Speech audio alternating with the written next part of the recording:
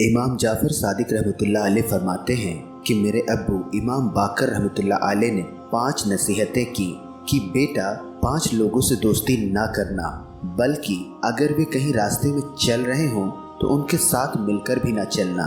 इमाम जाफ़र सादिक रहमतुल्लाह अलैह ने पूछा, अब्बू वो कौन?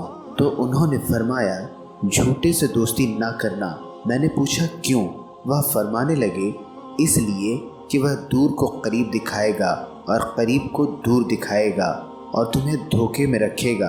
मैंने कहा अच्छा, दूसरा कौन? फरमाने लगे, तुम किसी बखील यानी कंजूस से दोस्ती ना करना। मैंने कहा क्यों? फरमाने लगे कि वह तुम्हें उस वक्त छोड़ देगा जब तुम्हें उसकी बहुत ज़रूरत होगी। वह धोखा दे जाएगा, इसलिए उससे भी दोस्ती ना करना। मैंने पूछा तीसरा कौन? फरमाने लगे, फाजिर फासिक से, यानी जो अल्लाह के हुक्मों को तोड़ने वाला हो, उससे भी कभी दोस्ती ना करना। मैंने पूछा किस लिए? फरमाया इसलिए कि वह तुम्हें 1 रोटी के बदले में बेच देगा, बल्कि 1 रोटी से भी कम के बदले में बेच देगा। मैंने पूछा अब्बू 1 रोटी के बदले में बेचने की बात तो समझ में आती है, 1 रोटी से कम में कैसे बेचेगा?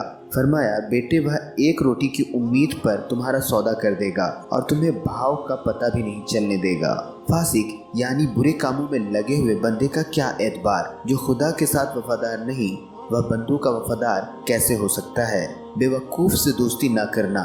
मैंने पूछा किस लिए?